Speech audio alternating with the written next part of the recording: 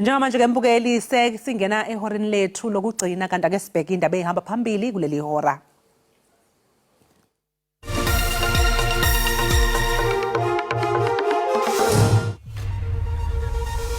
Uzandile Khumalo ongufakazi wokuqala wombuso ecaleni lokubulawa kukaSenzo Meyiwa uzobe eqhubeka ukwethula ubufakazi enkantolo ephakeme esePitoli namhlanje. Amapolisa asibhozo anqunyanyisiweyo akwicandelo lokhuseleko le-VIP. Lamapolisa abanjwa kwikhamera ebetha abantu abathathu kuhola wendlela u-N1 eGauteng. Kungokunje kulindeleke ukuba avele kokuqala kwinkundla kamantyi yaseRandburg.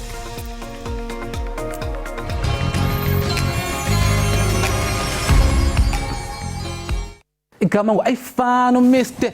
Hayi mani elakho aya nikalazi but ubukele Ekhaya Jikelele engicela uhlale ubukele Ekhaya Jikelele elami igama ku-iPhone unyana kaMamthembu uzum dlalela ingoma ezimnandi uzum dlalela ingoma ezimnandi uMamthembu uthanda ingoma ezimnandi hayi mani.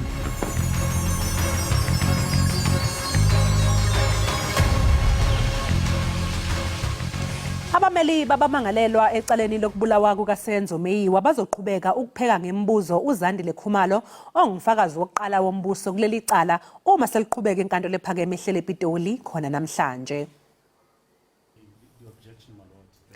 NgoLwesihlanu uKhumalo wakuphika ukuthi kwaba khona ukuhilizisana phakathi kwakhe nowabe eyisoka lakhe uLongwethwala okuyiyona mbangela ke eyenza ukuthi kudubule kuMeyiwa owabe unozinti webafana.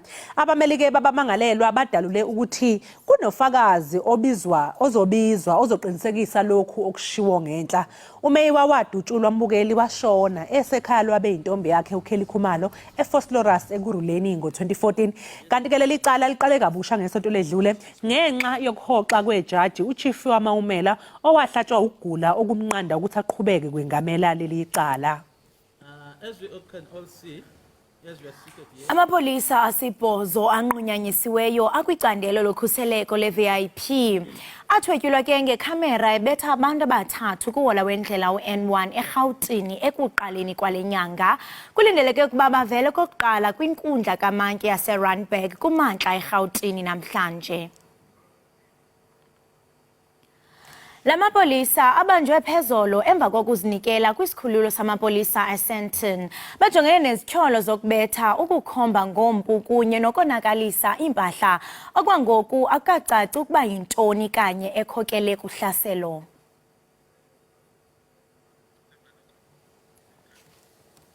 Usisisi Tholashe ukhethwe njengomengameli omusha wophiko lwabesifazane eqenjini ANC engqungqutheleni kazwelonke yalolu phiko yokukhetha ubuholi ebibanjelwe eNazareth eningizimu yeGoli. Allow me to go through all the names per position, and then once I'm done with one position, comrades, we can then celebrate. If you can just please give me that space.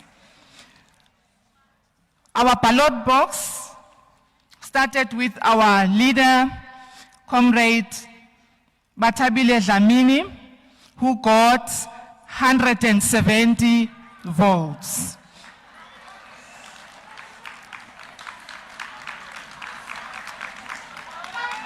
We then have Comrade Tembeka Mkhunu with 1,038 votes.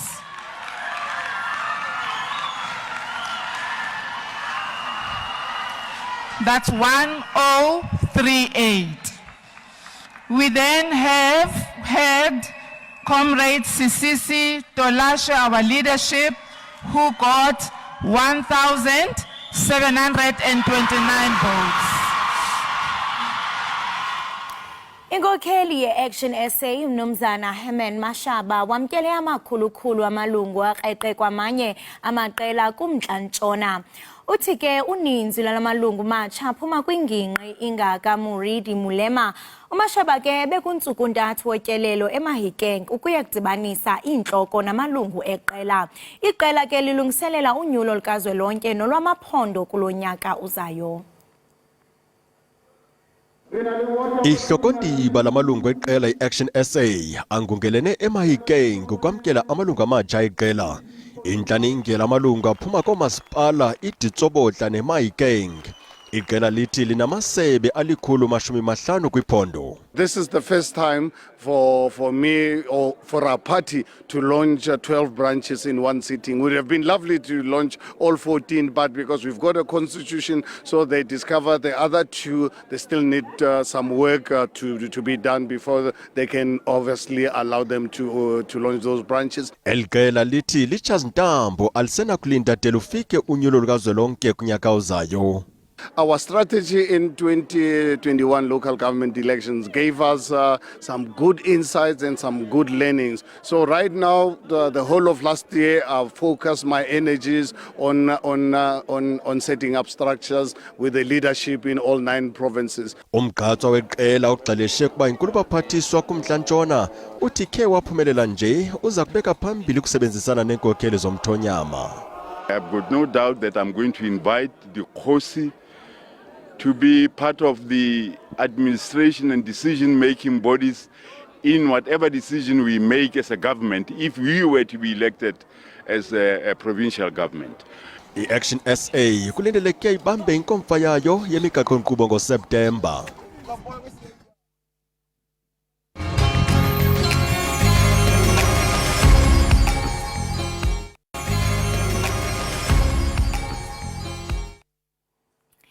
Enkosi ngokuhlala nathi nisasibukele apha kwinkqubo ndaba yakho uDTT. Igama lenkqubo ke ngu-Ekhaya Jikelele. Sihlabele mgama ke novimba wethu. Umbutho wamakhosikazi we-ANC ubambe inkomfa ye-13 kwiziko iNazareth Expo Center kule mpelaveki. Abathunywa ke abangaphaya kwama-3,000 kwinkomfa ye-ANC Women's League batyumbe abagqatswa abaza kungena kwizikhundla ezi-5 eziphezulu kulo mbutho phezolo. Ukanti ngeke ke sizawuqhagamshelana nomhlalutyi wezopolitiko uGqirha Fikile Vilakazi. Masiqulise gqirha sikwamkele enkqubeni i-Ekhaya Jikelele. Mawula msasazi nakubaphulaphula ekhaya. Enkosi siyavuya ngokuba ube nathi namhlanje. Umququzeleli wombutho wamakhosikazi we-ANC uBaleka Mbethe uye wamemelela amalunga lombutho uba basingathe inkomfa kazwelonke ukuba babeke bucala isifo socalucalulo kwaye bagxile ekuphuceleni imeko aphila phantsi kwazo amanina eMzantsi Afrika. Ingaba mhlawumbe i-ANC Women's League iyazama ukuvala umsantsa ophakathi kwamalungu awo? Inzima nyani into ye-Women's League aba eMzantsi because it's been going through ilantuka i-problems phana ngaphakathi ze-divisions abantu baqhekekile and i-South Africa ke sibe sijongene thina nale nto ye-gender based violence eninzi. So ingathi njengoba benyule this leadership yabo entsha ne ngaske bayijonge into ye-division nento ethi imele ntoni i-ANC Women's League apha kuthi singamanina aseMzantsi Afrika yaqonda irole yayo ithini xa sijonga isimo esiphila phansi kwazo. Xa ndiyibona mina le nto emsasazi nakubaphulaphula ekhaya ndibona ingathi into enzeka phayana ngaphakathi amanina ku-ANC awahlonishwa kunento ethi xa ungumuntu ongumama ingathi akufanelanga ube kwiposition ethile phayana ngaphakathi. So now i-ANC Women's League nayo iphelela ke isethi lentuka ibusy ngento ze-position nantontoni ingajongi ngoku into yoku phazamiseka kwabantu bangamanina just emphakathini wase-South Africa.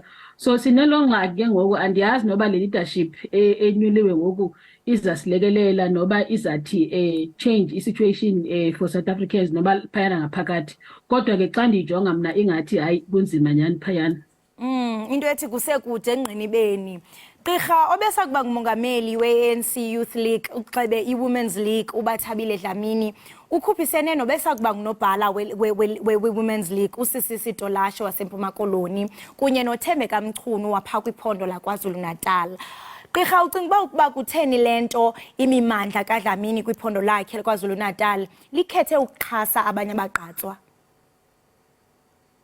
You know msakazi into enzekayo kaloku umama uBathabile Dlamini sizayikhumbula balaleli baphulaphula ekhaya into ethi wayejongene ne-cases i-case ePejari phayana ecourt kwaba nento yesasa you know ephezu kwaleyo case and yaba khona ke nento ethi ukhwezi samkhumbula ukhwezi wayerejwe ngulantuka former president uJacob Zuma umama uBathabile Dlamini ke nabanye khange bayimele lando ingathi babexhasa upresident uformer president uJacob Zuma leyo nto ke ngoku yaqombiza abantu ikakhulukazi abantu abangamanini into ethi theni ngoku uba ungaba yipresident ye-Women's League ungakwazi ke ngoku ukudefenda umuntu njengokhwezi orechwa ngupresident welantuka we-African National Congress. So into ezinjalo msasazi zenza lento ethi umama Bathabile Dlamini abantu bangamjongi kakuhle yaqonda and zinensi ke phayana ngaphakathi even i-division njengoba ndizithethile ke into ethi khange abonise ukuba ngumuntu ongumama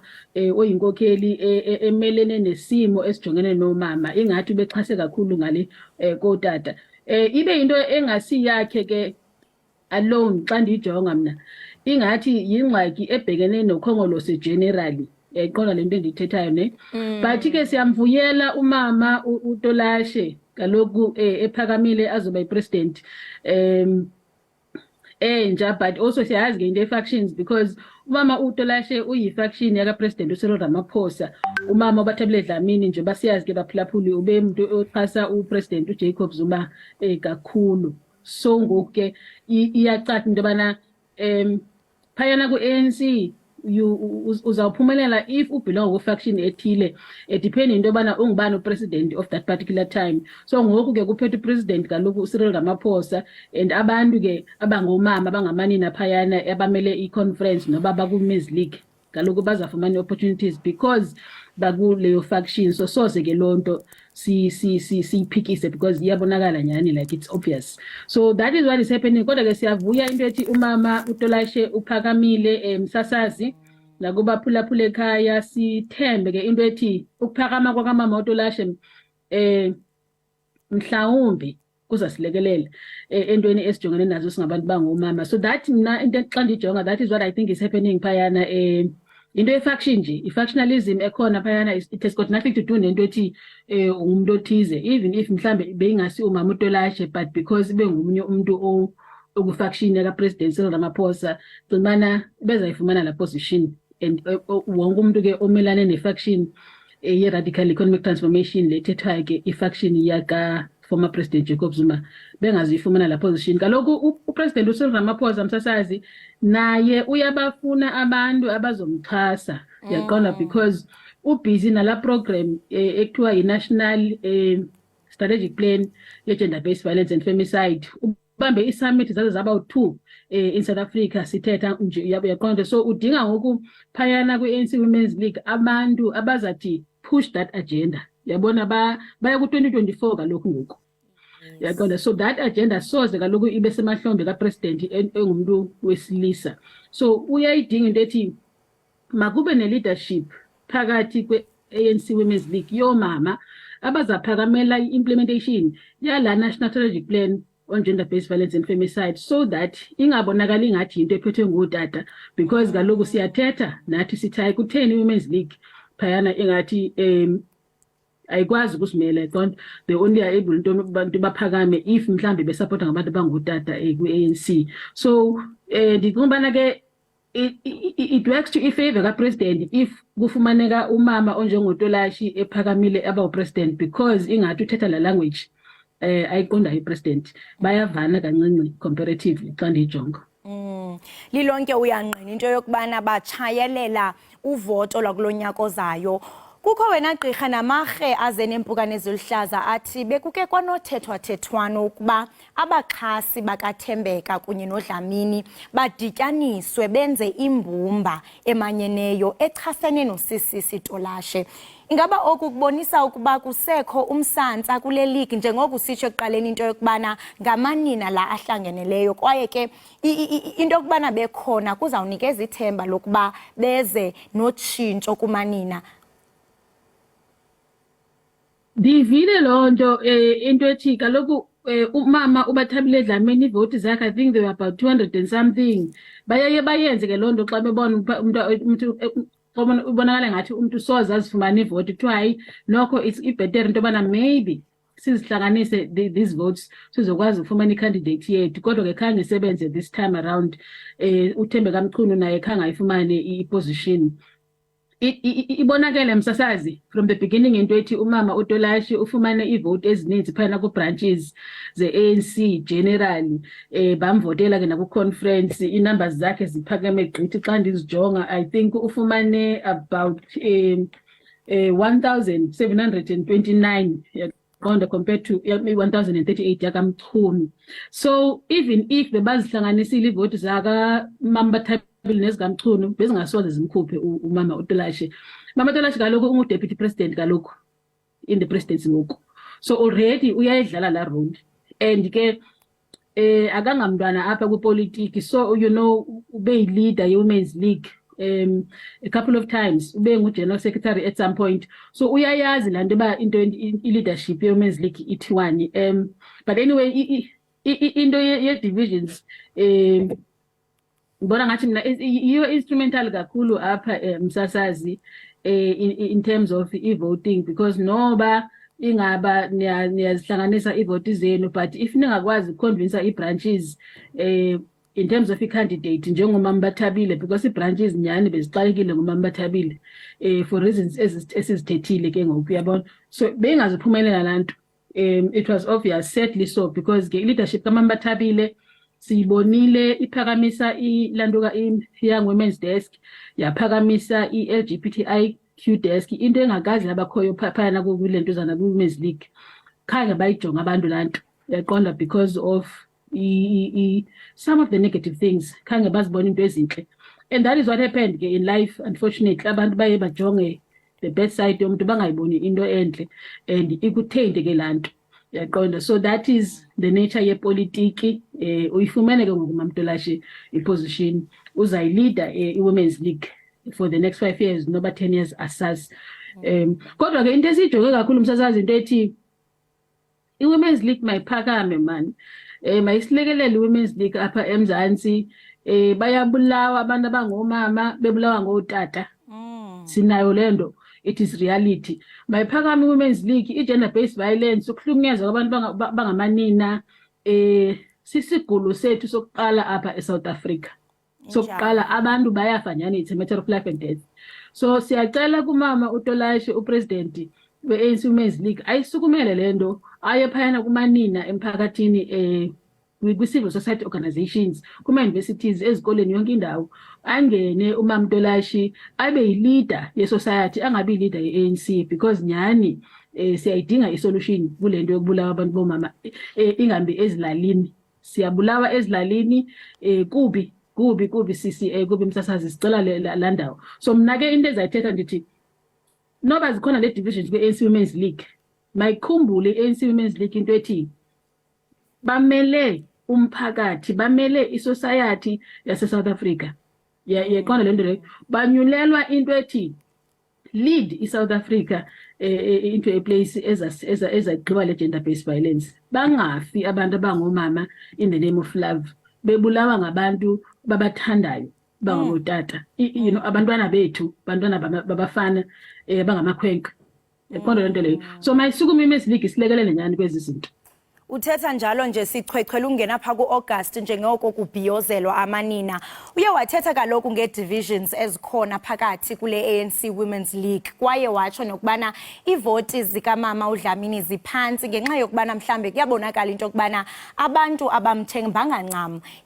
ingakumbi isikhokelo sakhe xebe ukuba uyakhumbula wena Dog uBathabile Dlamini wafunyaniswa enetyala lokuxoka phantsi kwesifungo kweyokwindla kulonyaka ka-2022 ngethuba wayephanda ngendima yakhe kwi-arhente yokhuseleko lwezentlalo loMzantsi Afrika ka-2018 ucinga ukuba uphulukene nevoti ngenxa yaloo nto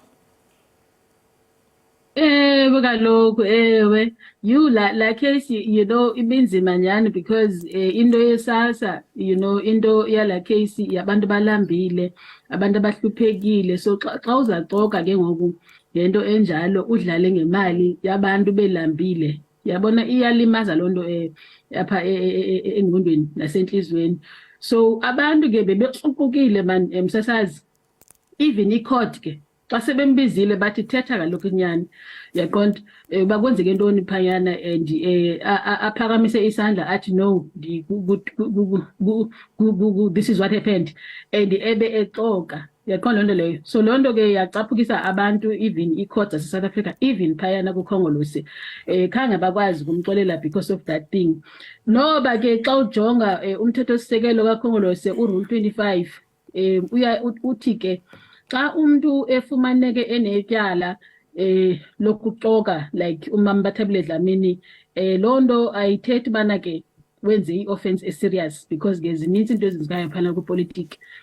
Uyakwazi xa icourt ikunikeze ifine ne bakuxolele bathi hayi nokho i-offense yakho ibingekho ngako, but ke ezingqondweni zabantu naseyinhlizweni zabantu ihleli laa nto ethi ulixoki umama Bathabile.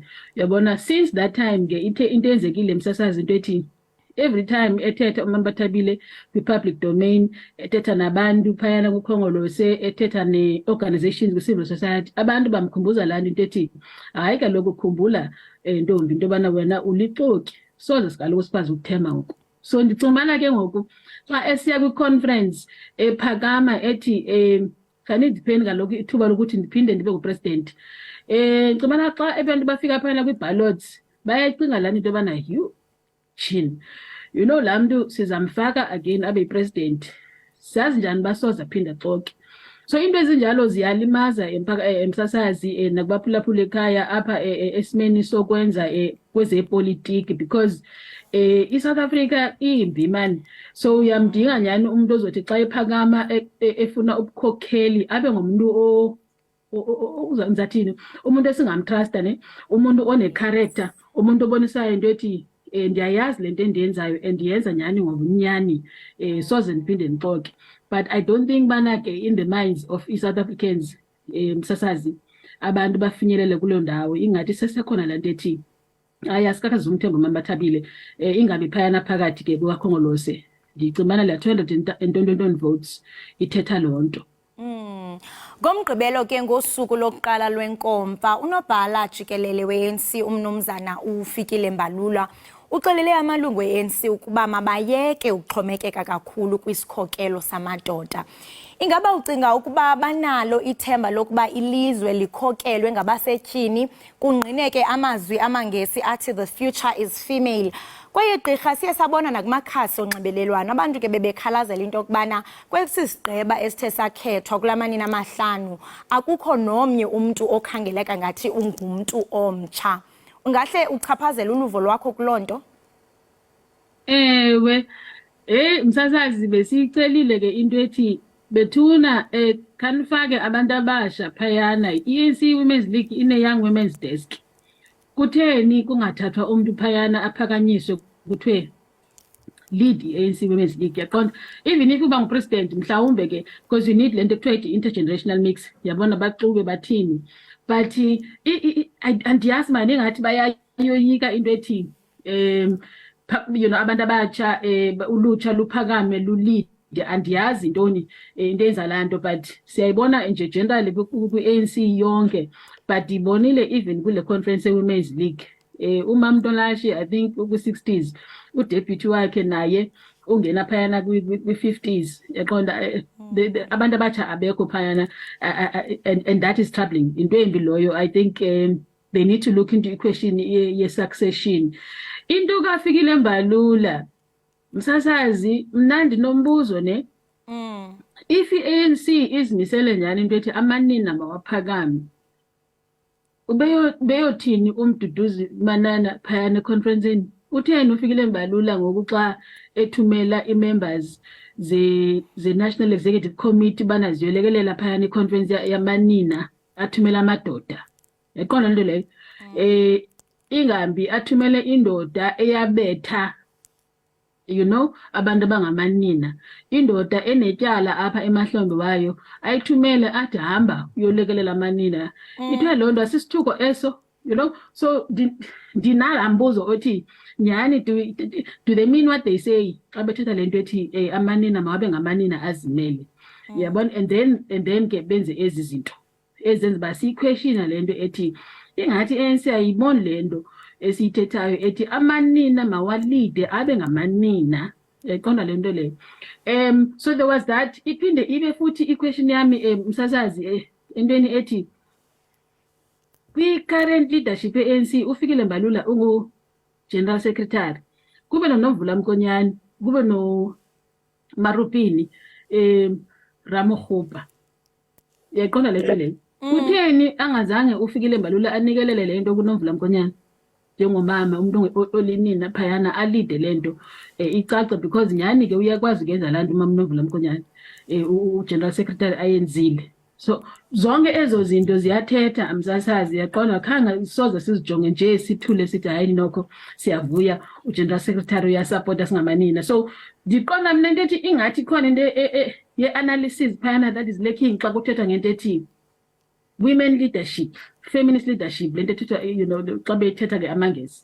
Into ethi abantu abangomama bayakwazi ukwenza. Yaqonda siyakwazi ukwenza ngokwethu without lento ethi njalo wena xa ufanele wenza into ethile like njengoba kuprepare i-conference all the time fanele uxoxe umuntu wesilisa bakwenza kantoni kwenziwa njani. So ndibona ngathi that is what has happened. I don't think bayayifumana lanto pha engqondweni ethi xa kuthiwa amanina mawalide phakathi kwakhongolo sekuthiwa amanina. Yaqonda yes otata siyabadinga otata bangasupporta but bangalidi iprocess yethu basixolele basiyenze njani. So ndibe ne-disappointment in that part.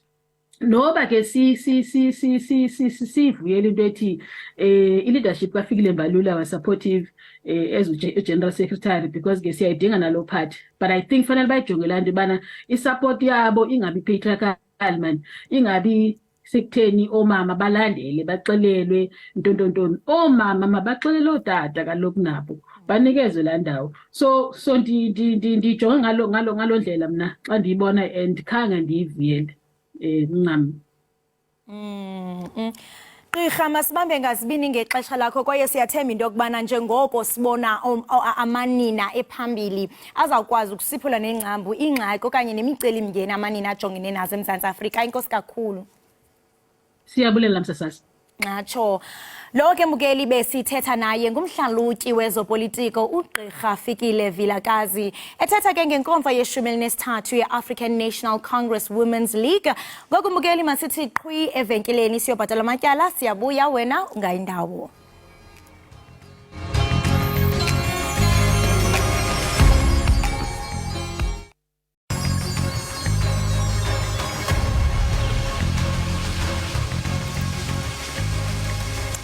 Sikwamukele umbukeli Ekhaya Jikelele sesiphinde sabuya emva kwekhefu kanti sisekhona sizokulethela konke nje esikwaziyo ukuthi uyakudinga emgodlagodleni wakho ukuze ke uqale usuku lwakho.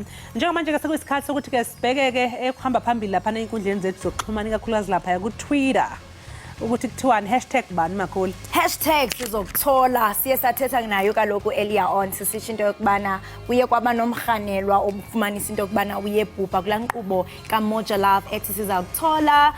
On the second one it's Shaka Ilembe Mzansi. Hayi Shaka Ilembe hlezi litrendela ke every Sunday ngoba bedlala isiqephu esisho izolo ngesonto. Kukhona futhi no trending umome unkosikazi kaMongezi uThol Esmo lo osomahlaya. Ubese showini ka Fresh lapha i-podcast esho ukuthi yena benonkosikazi wakhe hayi impela liqabukile igoda lomshado omunye uhlala le so abantu bamangele kakhulu ngoba phela eminye imishado lento besibona nje osazayo ukuthi hayi cha iqinile ikakhulukazi phela umome wamsupporta kuMongezi ngesikhathi enaleli yaqala leliyana ayenalo elihamba enkundleni le-sexual harassment wala so yikho ke bebe trend ke kuMongezi ngoba cha ubekhipha inhliziyo yakhe yonke impela ekhuluma no DJ Fresh. Umbuzo ngokuba umuntu xa izawuthatha isigqibo sokuba aye phandle kwi-podcast athethe nge-divorce ingaba mhlawumbe umlingani wakhe uawena ba okay mhlawumbe sithathe eso sigqibo nawe into yokubana no we are ready to share with the public uba sidivosile. Yeah, kodwa ke ngendlela akhulume ngayo ngoba uthe omunye uhlala esentini sebuyele endlini yakhe asesentini unkosikazi usele farm nezingane angiboni ukuthi communication ekhona sisakhuluma ngazo ke zomshado ke ake sibheke endabeni yamalobola lapha Nkosi yethu yamaZulu. Hayibo ngondisiza kuZulu kanti ngenye okay cimbi lobola le iza uthiza kuwela lobola sana uthethwa ngoking not today I'm sorry sekwenzeke intoni ke ngokuthwani ngeze lobola Uthini ke umuhoshadi ngiyathemba ukuthi ngimbiza kahle lapha ku Twitter uKing inkosi ke uMisuzulu kaZwelithini ube lapha emcimbini obuKwaZulu Natal umcimbi wamadoda obungazwa iminyaka yonke lapha okusuke kukhuzwa khona isihlava se gender based violence ukuhlukunyezwa kwabantu besifazane kanye nabantwana so utheke mayikhuluma lapho kwase mentiona ke washo ukuthi hayi uyabona uzocabanga nokuthethlise ilobolo inkomo nenani lelobolo ukuze nje amadoda mengathembisa nje enze into eright ukuthi ayekele ukuhlukumeza abantu besifazane uyabona uma ungayibuza ukuthi wena ilobola ihlangana lapho nokuhlukunyezwa abantu besifazane nangu tweetile lapha ngesizwe uthini uthi well some married men feel like they own their wives since they paid a hefty amount of money for lobola at least he's aware of the problem and even if he might not be doing it on a bigger scale he's trying half a bread is better than nothing usho khona ke loyana ukuthi ena vele abanye abantu besilisa baye bafile noma bazizwe sengathi ngoba bakhipha inkomo zamalobolo bakhipha nemali eningi umuntu elobola unkosikazi wakhe bese ayibona ngathi uyam-owner kuthe kungowami sengingazenzela noma yini ke ngiyithandayo shuthi nabo bakholelwe ekutheni mhlawumbe bangehla inani lelobolo nezinga lokushaya kwabantu besifazane lizokwehla kungabe kuyehla which I hope which nje which namhla yena uthi I really don't know how reducing it will reduce GBV especially when men think they own women who they have not paid lobola for. Yeah, that was the question ukuthi bakhona abacabanga abashaya abantu besifazane even though bengabalobolile nokubalobola bethazibuza nonto nami lonto into kubana mhlambe aba bangekho ku relationship before into zelobola iGBV isaqhubeka nokwenza babona bamisa njani kulento ayithoyo into kubana amadoda aziva ngathi asegunyeni lokuba ndichaphaze noba umuntu ke akakubhatalela ilobola sihlamele mgama ke ne-tweets sive ke abanye into kubana baphefumule besithini na ingaba wena apha ekhaya luthini uluvo lwakho uqiniseka into kubana nawe uyasibhalela sive uba uthini wena ingakumbi kaloku ngoku singena sizawungena kaloku kwi-Women's Month ka-August apho kaloku kujongwana nemiba amanina ajongene nayo enye yezo kaloku yiyo iGBV singene kaloku kwezemidlalo uDanny Jordan naye utshotshe entla pha kwenzeka ntoni uDanny Jordan ke yena ke uyablamenywa kuthiwa nje angithi sibonile ukuthi ngesikhathi idlala iBanyana Banyana unozinti wayo ubengekho khona uAndile Dlamini abamfakanga kwi starting lineup noma ngizothi nje akawudlala umdlalo wayizolo ubengekho so ke bacabanga abantu ukuthi ya uDanny Jordan ngene noDesiree sebekhipha isibhongo sokuthi ngoba uye owaye eshuda abanye abadlali bafaka umoya ukuthi hey asitelekeni ngoba imali asiyitholi so ke babona ke abantu ukuthi ngazi ukuthi leso senzo mhlambe yiso lesenza ukuthi ngabe safakwa eqenjini eliqalile izolo angalala endleleni amaqobokazana yazi kunyembelekile baphefumlile pha ku Twitter uSam Tonic uthi yena you cannot blame Danny Jordan you are expecting so much from Banyana Banyana the goalkeeper was good uthi ayasikwazi into bana simohlwayo asikwazi basimbeka izandla lo kaDanny Jordan bayaqhubeka ke babhala abantu no Jikelele nguphefumule phayana nokusi uthi ke yena now Danny Jordan and Desiree Ellis acted childish if it's true what you say ngokotoliko ke uthi kusho ukuthi ke mangabe kuliqiniso lokho enikushoyo bantu ku Twitter okusho ukuthi uDanny Jordan noDesiree Ellis bayenzise okweyingane nje nesenzo saba kusiso isenzo bebengaze basenze eyokugcina ke emayilana noDanny Jordan ithini makholi If Danny Jordan and the rest did the right thing from the start, the strike would not have happened. And if this statement is correct, I lost all respect for Desiree. No matter what happens, who starts it, you stand strong with your team. Usho khona ukuthi noma bekuthiwa kwenzakalani uma ngabe uwumqeqeshi kufuneka ukuthi uhlezi uyinto eyodwa nabadlali bakho uhambisane nezimvo zabo nina wena nabadlali bakho nibe umuntu munye. Ngoku ke sihlabele mgama sijonge pha kusizokuthola inkqubo leya epha kumoja lava nayo iyatrenda siyabona phana no men's not beruye waphefumla #sizokuthola crew is in trouble because a drug dealer they were questioning died in strange circumstances. The police have opened a murder case and are investigating. The crew, along with the Gauteng patrollers, confronted the drug dealer at a house in Katlehong. Uyaqinisekisa into yokubana ngenene abantu baphana esizokuthola basengxakini kuba kaloku i-drug dealer iye yafunyanwa ibhubhile bayaqhubeka bephefumla wena nokusipha kuthi uma_K @_I uthina, I'm not surprised what they're doing to Xolani. I mean, we all know SAPS comes to those drug dealers to fetch cold drink every once or twice a week. And those who collect money, they call to alert the other police not to disturb those who take out cold drink. Kushukuthi _I yena ushola ukuthi yena akumangazi phela lokho sekwenzeka vele phela uXolani unyakazisa ushukumisa idleke zabantu abapowerful, even nawo amaphoyisa afika vele kulezo zindlu zabantu abashushumbisa idakamizwe ezolanda imali okuthiwa imali ka cold drink. So kusho ukuthi yena usebona ngazi ukuthi lesi senzo lesi isenzo nje vele nangu no man's not very rude. Usho yona lento ayisho lo munye umukeli yambona uthini Makholi uthi the crew were bound, this was bound to happen. Our government and politicians are founded by these drug dealers. Drug dealers know South Africa is the safe zone because of their close links with those in power. This is the first warning. Xolani kusho ukuthi ushala ukuthi hayi isixwayiso lesi Xolani lento yenziwa isiyabekwa ukuze sezonqindwa amandla engabe saqhubeka le show engabe saqhubeka futhi ke nokubamba abantu abashushu abantu besithi wuntshu kuXolani ngalomsebenzi ohlula amapolisa asazi ke into yokubana iyozeka bani siyaqhubeka ke nokuchocha enhla amabali iqiniseka ke nawe apha ekhaya into yokubana uyasitheka kumakhasi ngezichocha enhla kule mini yanamhlanje kanti ngoku masithi qhwi evenkeleni siyobhatala amatyala siyabuya wena ungayindawo.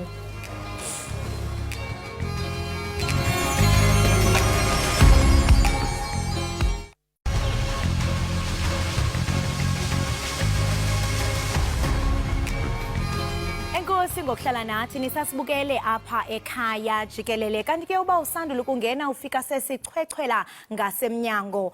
UNdlunkulu wesizwe samampondo ukhuphe ingxelo ethi uyaziqhelanisa nembizo ebizwe libhunga lasebukhosini iAmafako Royal Council ngomso. Ukusichubela banzi ngalomba sithetha nonobhala kaNdlunkulu kwisizwe samampondo uGqirha Nsizakalo ngalo. Gqirha masikubulise sikwamkele enkqubeni. Ngiyabulisa sesikholosa kuwe kwakunye nababukeli bakho emakhaya. Ngiyalungisa nje indawo encinci uba ndingonobhala ndingumphathi weoffice kaNdlunkulu kwanethethi kaNdlunkulu. Sixolise ngalompazamo. Siyathemba into yokubana baphilile nabahlali balapho eBizana. Abaphila kwisizwe sonke samampondo siphela ukusukela ezantsi eBizana uqala kwiiborders zeKZN unyuke kuyomanga ezantsi ngelabathembu emaXhoseni. Hayi ke mayikhwitshwe ingaba yintoni eyenza niziqhelanise nalentlanganiso? Uyawukhumbula kaloku msasazi uba ngexesha kutyalwa ikumkani yamampondo kwaba khona isidubadube sentwana eyayanconywa ngabantu abathanda indladiya eyenza ishologu kwanekhesi yokuyothetha ububhanqa nento engavakaliyo phezu komzimba wekumkani. Abo bantu ke kwabasahamba naloo ntwana ke nto leyo ethi asibazi aba bantu ngoba kaloku xa uthetha nge-royal family uthetha ncakasana ngabantu abachaphazelekayo bubukumkani.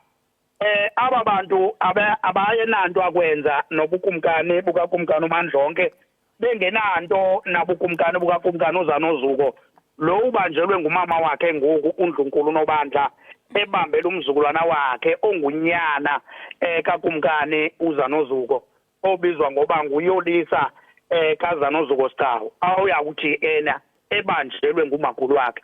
Aba asibazi and abamelanga babe bathetha egameni lekumkani uZanozuko nakanye.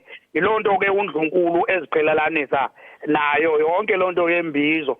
Uyawukhumbula kaloku sisikholosa apha emampondweni kuba khona imbizo xa kusukuba kusondela laa nto kuthiwa libhelempe thina ke silibiza ngoba libhelempe ngesimpondo. Ithi ke loo nto kulandela umlo emveni koko kuyohlongoza umlo ngoba abantu banikwe ingaciso engasiyonyaniso kodwa eyokubhida ingqondo. Bathi ke abelungu xa beyikhumsha bathi banikwa information edistorted okanye kwenziwa ipropaganda ukuze kube khona abaya kubungxakama bafuna ukulwa.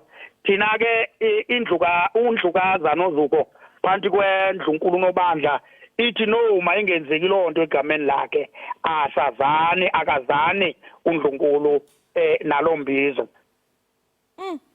Yintsinda badala ngokwenene gqirha Ngokwengxelo ke enithe nayikhupha niye nakubeka kwacaca ukuba le ntlanganiso iza kubanjwa kwikomkhulu. Ingaba yinene leyo? Sithi msasazi pha khake intetho yabelungu uyitolika ngohlobo othanda ngalo lo muntu. Sizama ukuthi ke pha msasazi njengoba sibhale ngesilungu la ntetho sithi thina ayikho inhlanganiso yekumkani edalele ezolweni. Inhlanganiso zekumkani neze royal family zihlala kwinqila zazo. Ayikho eyakuthi ihlalelwe ngaphandle engahlalelwe ndimakude o ihlalelwa kwinqila esikhethileyo mhlambi silikomkhulu lenkosi hayi eholweni besizama ukuthi njalo msazana. Ngenxa nje yexesha sawunyanzeleka into yokubana siqonqothe oludliwano ndlebe sinala mnumzana siyaxolisa kakhulu. Ndiyabulela sesikolo sangexesha lakho enkosi kakhulu. Ngatsho lo ke mbukeli besithetha naye nguye kaloku uGqirha Ntsizakalo Ngalo ethetha ke ngengxoba kaxaka eqananazileyo kwisizwe samampondo. Ngoku ke masithi qhwi evenkileni qiniseka ugqusha lazi siyabuya emva kwale ntengiso.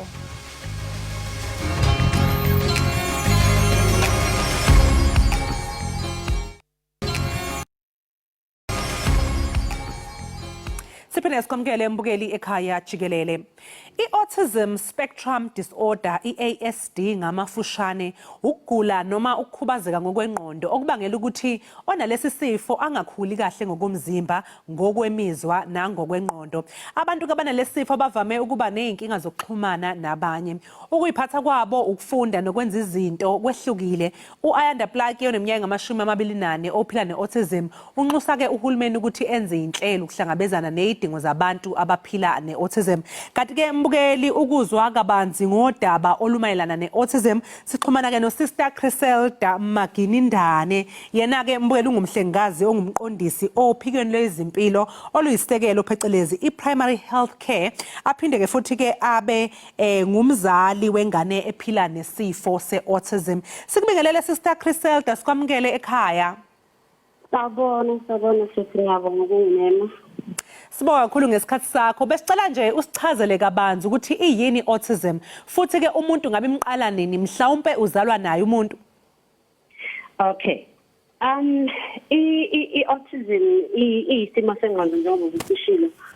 Lapha khona uthola ukuthi umuntu wakhona onayo uba nama challenges nokurelate nabanye abantu socially.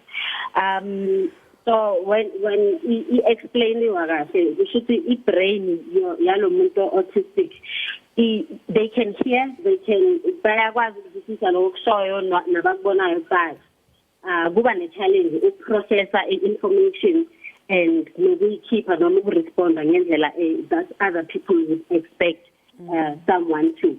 So as a result uthola ukuthi umuntu wakhona uba nenkinga yoku-express ama-emotions, abe nenkinga nokuxhumana nabanye socially, abe nama-antisocial behaviors are related to, you know, the frustration yokungakwazi uku-expressa lokho akucabangayo.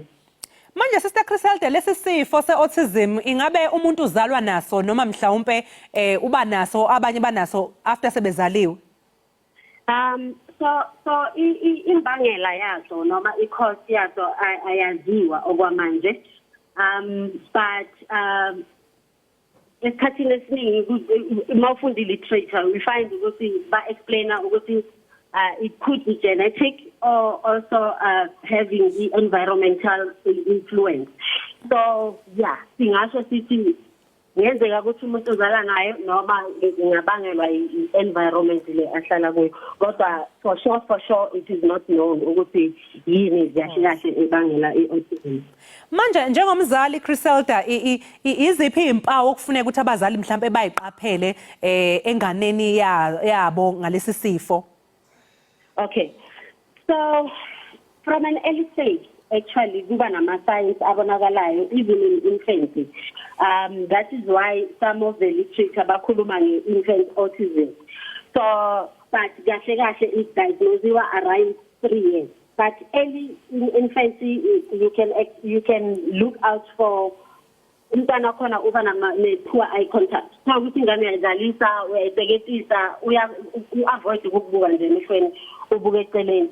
ngesinye isikhathi uthola ukuthi akahleki kwahleka noma umdlalisa nje uba unresponsive phecelezi, and then sometimes baba nama-delayed responses to stimulation, you know, so ukuthi umntwana akho ingane yakhona noma ngabe ezwa i-pain akakhali immediately. Ngasikhathi uthola ukuthi kuba nama-delayed milestone. Thatha isikhathi ngempela for some of the children ukuthi bathole kahle ama-milestones. Uyaphuza ukuhamba noma aphuze ukukhuluma, aphuze even i-potty training. Ngikhohle ukuthi ngizothi ukuya toilet ukuzisiza yena, even self-care. At times uba namazwi, uba ne-delayed speech, or uthola ukuthi ngesinye isikhathi akakhulumi ngokukhuluma. So it's one of the signs that, you know, parents can look out for. Repetitive behavior, you know, so ukuthi ingane yenza the same thing over and over, whether ubukela the same thing or ukufula a certain portion of a song, you know, over and over. Abanye so ukuthi uhamba ngezindwane ya-tiptoe phecelezi. It's one of the signs that you can see. Tantrums, and esikhathini esiningi uthola ukuthi abantu basuke bacabanga ukuthi lengane ayilaleli, lengane ayizwa noma iyatefa, you know. But baba nama, actually it's not tantrums, it's meltdowns. We call them meltdowns because they struggle to manage their own emotions, and as a result uthola ukuthi ukhala uncontrollably, awakwazi ukuthi ungamphilisa kanjani. Yeah, it's one of the signs that you can look out for. Baba ne-sensitivity to textures, bayakhetha ekudleni, so ukuthi ingane ayifuni lokho, ifuna ukudla lokho, difficulty in sleeping patterns. So it's a lot of symptoms. That is why they call it a spectrum disorder. Yebo Sister Griselda. Manje mhlawumbe Sister Griselda siyalapheka lesifo nanokuthi mangabe selashwa kubiza kangakanani ukuselapha? Asilapheki. Lesifo asilapheki is a lifetime condition. However, through supportive therapy, like speech therapy, occupational therapy, behavioral therapy, they've been shown to help, you know, ukuthi umntwana abe at least akhona ukusocialize, akhona uku-engage in the society, you know, in an acceptable way. So it's one of those, and there's also medications that, you know, help with the tantrums, just to try and calm the child. At times you're actually so there's also medication that helps with the. Manje Sister Griselda mhlawumbe umzali ke oyibone sena ingane enalesi sifo mhlawumbe oqosanda kubona manje ungamcebisa ukuthi what's the first step ahambe oluthola kuphi usizo usho nje kafushane. Okay, the first step is acceptance, right? It's not easy to have your child diagnosed with autism, so and the child will need a lot of support, so you need to take care of you as well, so that you can be able to take care of ingane. Usizo, normally it's diagnosed by either what's the term? Oh, novel course. The name, but it's not. There's not specialized tests that are needed to diagnose the child. It's through what we call a DSM-5 tool, where it's a tick, you know, sort of a tick thing where you tick off the symptoms and through observation. So it's yeah. Okay, siyabonga kakhulu ke Sister Griselda ngesikhathi sakho namhlanje sikufisele nosuku oluhle. All right, ngiyabonga. Ake mbukeli njengoba ubonile zikhalile zalilanca zonke njengesigubhu kwayisholo abantu basezayoni lupheleleke uhlelo lwethu pheyiye dudu siyahamba manje makholi sesikhala amaphepha siyavaya kwayisholo tsotsi sibambe ngazibini kuwe apho ekhaya neqiza lonke le ekhaya jikelele ndiyathanda kwenu mbukeli ukukhuthaza into kubana uma uyasuka uthi uyozama empangalweni ze ungalibali manje ukuguqa ngedolo ucenge uqamatha namaweni into yokubana bakukhanyisele indlela. Uthi ke xa uphuma ngomnyango uthi ga isifuba sakho uqiniseke uqoshole uqaqambe uyazi into yokubana uqamatha nomveli nqangi okungqongile. Mna ke ndingunonkanyezi ukholosa kalbizi naye omamtshali sikuthanda ngothando luka love. Nisale kahle.